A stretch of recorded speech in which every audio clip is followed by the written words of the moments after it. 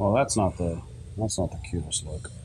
Hey, Jeep family, look on the camera here. There we go. Neil, Simpson Family Jeeps, SFJ4x4.com, coming to you from inside the SFJ 4x4 showroom in Conneaut, Ohio. And we are absolutely packed, but I want to take a moment and talk about a little bit of axle and gear 101. We get a lot of questions about gearing and axle work. That's one of probably the biggest things that we do at SFJ. And I have set up some of our educational materials. We also have a box here that lives behind the service counter where we can actually bring it out and show customers worst case scenario components. And we're working on an axle right now that had some bad carrier bearings in it and a bad pinion yoke. And these are oftentimes parts or products that people are unfamiliar with on their bill, or even just in conversation when we're trying to educate them and say, well, hey, yeah, your carrier bearings are bad, or your yoke has grooves at the seal surface. And so we want to take a moment and show everyone what we're working with here on the counter. Is our display educational axle. And so we're going to go ahead and jump into this axle a little bit. Maybe I will pull the educational box out, and then for sure we've got some parts sitting over here by the coffee counter that we can show kind of what is that yoke surface. Nice oily yoke, and then jingly jangly noisy bearings. So let's jump into the axle itself.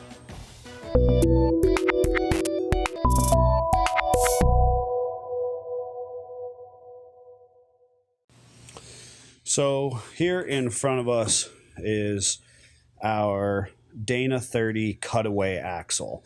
And this is an axle, if you've seen us at any of our shows that we attend, this is a product that we bring to display for people so that we can talk about the different parts of the axle, and then the concept of sleeving or trussing, putting C gussets, quicker disconnects, your coil spring pocket, and the like. So as just a rough 101 of the axle, this here is often called the pumpkin or the pig. And for us, that's going to be the actual differential housing. This is your mating surface. Interesting fact a lot of people are unfamiliar with is that there is a torque sequence to appropriately putting your diff cover on. The sequence is more important if you have a reusable gasket. If you don't have a reusable gasket, you use a thin layer of gasket maker, specifically an RTV, potentially a gray or a black, depending on how fast or quick you want it to set up. And these actually require a very low torque rating to secure the differential cover to the housing itself. Once inside, typically you don't have this. This is a beefy skid. A number of companies sell this design of skid. We have it on there just to kind of make it look a little nicer. But once we're inside the housing itself, we have our carrier bearing caps here and here. And you can see the pinion head back there. One of the big things about the pinion caps themselves, and you can see a little bit of surface rust down in here, and that's simply because this goes out to shows and sits outside or exposed to high humidity during the summer. And what we have is the carrier bearing that sits inside there, and we would have the entire carrier sitting here inside the differential. And these caps actually have stampings on them and punch marks from side to side. And when servicing these, it's absolutely crucial that the way that these come off are the way that they're reinstalled. So if your buddy is helping you out with some gears or a seal, it's pivotal that these are removed and reinstalled in the exact same fashion, then appropriately torqued to spec. When we look at the axle housing itself, this is then the tube, and we have that tube on either side. And over here, this is our C. And a lot of our JK customers know that early Dana 30s, the 07, 8, 9, potentially even the 10, these C's had the tendency to open up. And that's why companies sell the C gussets to beef up this section so that the C's are not able to do this. When we start adding those big 35s and 37s, this portion here becomes a bit of a weak spot. Now, an interesting fact is a lot of people think when they bend a Dana 30 that they would bend it on the long side tube. And that's just not actually accurate. What ends up happening is the short side of the tube is the side that tweaks. And oftentimes it'll tweak here in the plug weld in the actual housing itself. And that is because the long side of the tube actually has the ability to deflect the energy, bending and then returning back to shape. Whereas if you're in an impact on the driver's side, specifically with these, or off-roading or something to that effect, this side doesn't have the ability. It's too short, and so it's rigid. And so instead of flexing and then reforming or taking shape, it actually just tweaks, typically here.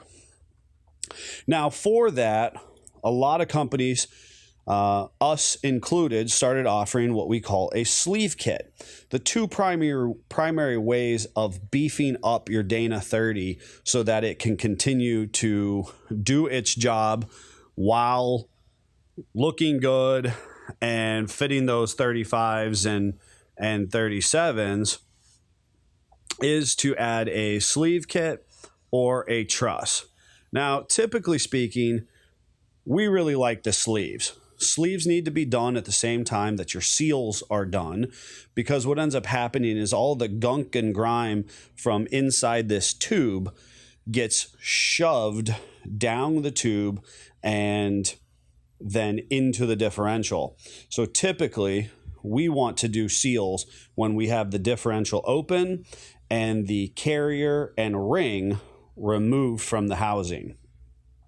At that time, we use a piece of 2-inch DOM that has been machined to fit inside the housing, and it is inserted down the housing, and then it's plug welded. And I'll try and get in close here. It's plug welded in several locations on your XJ, TJ axles. I usually do this XJ, ZJ, TJ, MJ, but pretty much your non-CAD axles on your narrow 30s.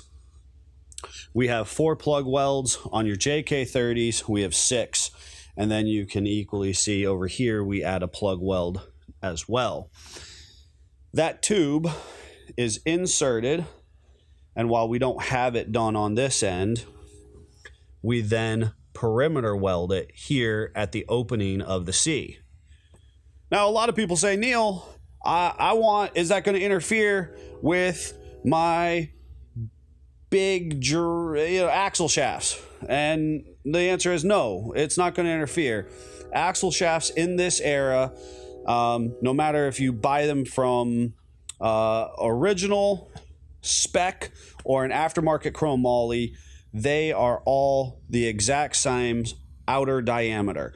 So a lot of people say, oh, well, if I do a sleeve, then I can't upgrade my axle shafts at a later time. And that's just absolutely not true. There's a lot of misinformation from a few years back that there was actually bigger diameter axle shafts out there, and there's not. Now, what you do run into is there's a lot of tube inserts that you actually pound in an aluminum seal, and we could talk on those seals. What I will say is that that is probably not the best option if you are in the Great Lakes region like ourselves, because our water and our mud is full of sand and silt, and those seals have to be maintained very, very regularly. They are really designed to keep out large particulate matter, and unless you are servicing them regularly, small particulate content that is in our mud and our water still gets past them and then has nowhere to exit. So those seals are honestly not a good option if you are in the Great Lakes region. If you're elsewhere and you're looking to keep out your bigger pebbles and your bigger, heavier media or type of stuff that is gonna, sling up there, and you're greasing them regularly, then yes, they're a good product, but they cannot be used in conjunction with our sleeve kits. At that time, you might want to use a truss system, which then is welded onto the exterior of the axle itself. As far as our axle is concerned, this gives us our general outlook of how the axle assembly itself is put together. We have our C's, our coil buckets, our control arm pockets, our differential housing or pumpkin or pig. You have your carrier bearing caps, your pinion head, plug welds with your tubes. And then obviously the other side would have the C's and the like. And this is intended specifically to be a cutaway so that we're able to show our customers what a sleeve kit and then the internals of their axle look like. This is our box o' shame, our box of education, and in here we could probably do a video on each and every one of these things. And what it does is, depending on what ailment is happening with your Jeep, we can reach in here and pull out what type of product, how it's gone bad, and we can educate our customers in person on how that product has deteriorated. As I mentioned, those tube seals, which are very, very popular, are in our box. And so that's we'll reach into our Mary Poppins box of goodies. Maybe I'll grab this because this is a nice pinion bearing, and we'll talk a little bit about these naughty parts. All right, so what we've got going on is here are our tube seals, and you can see that they have your standard Zerk grease fittings. They have this rubber ridged area, and they are these beautiful red anodized aluminum housings. They have a internal C-clip here, so if you have the ability to pull that apart, they do sell a service pack for these that then allows you to appropriately service them.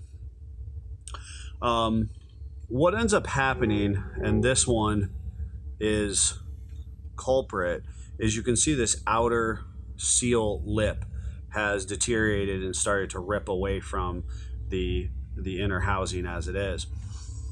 There is a dual lip in here. So there's a seal on the inside, and then you have this seal on the outside. And the idea or concept is that you grease this with the intention to build up a layer of rotational grease, that then the grease and the rubber act as a sufficient seal against particulate matter. One of the issues is that many people who buy these, they're buying them and they're not buying axle shafts at the same time. So that means that the axle shaft surface itself is actually already rusty and marred and has not a clean rotational surface. And so that surface is immediately chewing and eating away at the rubber gasket material. The other piece is many customers don't grease these sufficiently. With that said, we found that you have to grease them all the time. The grease intervals on this far exceed your standard oil change. And if you're a person in our area who's doing a water crossing or a mud crossing, you better be greasing these even more often. So this set was removed from a customer. They are a meticulous person, and he meticulous about their maintenance, and he actually had these on his Jeep for less than 1,000 miles. And the issue is that, again, because he hadn't replaced his axle shafts, the axle shafts were rotating and just ate away at the seal surface itself. So while he did a good job of greasing these, and we've cleaned them up some, the actual application wasn't the best for how he's intending to use it. With that said, they are a very cool product. The original concept is that's one that we can definitely get behind. How they insert into the housing, grease them. If you're starting with brand new fresh axle shafts, great, do it. But if you're in our area and you have a high sand silt particulate count in the water, probably not your best option.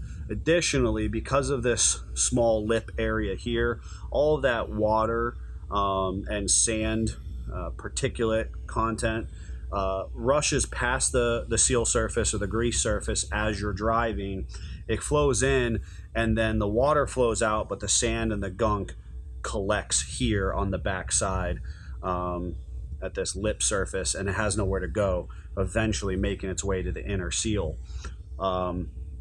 Compounded, the issue is that the inner seal will fail, and since there's already grease and stuff here, that you typically won't see the gear oil seep back out of the axle and until it's kind of too late and your differential is full of sand and mud. Cool product and concept, but definitely have to choose when and how you use it. And because it occupies the same space of our structural welding with the sleeve kits, you really can't use them together. And while we're talking about that sand silt particulate, this is a perfect example of when that stuff gets into a seal surface. You can see those lines or striations there. Those shouldn't be there. It should be a nice, clean, smooth surface. And if I drag my finger across it, it's really rough and hard. And ultimately what ends up happening is that your pinion yoke simply won't seal against that. These are the carrier bearings that we were talking about, again, that go behind these caps. And carrier bearings, while naturally have some noise to them, because you have your cup and your cone and your captured roller bearings here, when they sound like that, they're just simply too noisy. And that's because the inside surface itself is no longer smooth, but it actually is pitted with striations and damage from metal flake and that sand and mud that we were talking about getting into the axle housing.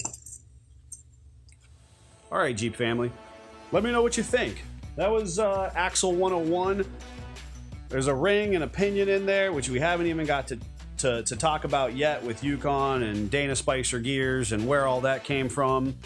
We can talk about diff covers and diff cover technology. But tell us what you think. Give us a call, 440-813-3663, extension 1, to talk about parts and buying parts and the right parts for your Jeep. Leave a comment in the section below. Ask us some questions about axles. It's one of our specialties, and we work with incredibly reputable brands bringing high quality functionality out of axles to you, the Jeep community. If you like the video, make sure you hit the thumbs up, ring the bell, and make sure to subscribe. A lot of cool things happening here, and we are truly grateful for our Jeep family that is and always is a fantastic support of SFJ 4x4. Until next time, Jeep on.